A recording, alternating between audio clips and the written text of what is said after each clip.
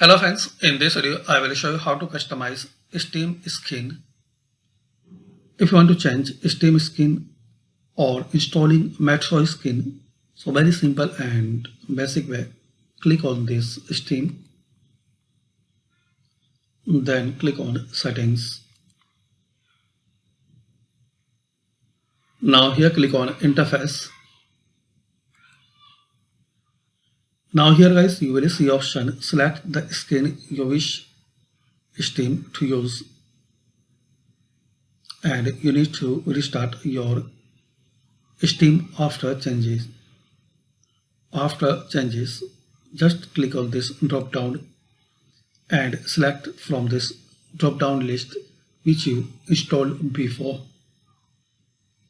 So just select that one, then click on OK and restart your Steam.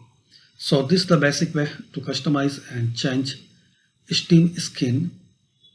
Thanks for watching. If you like this video, so please subscribe to the channel for more useful videos.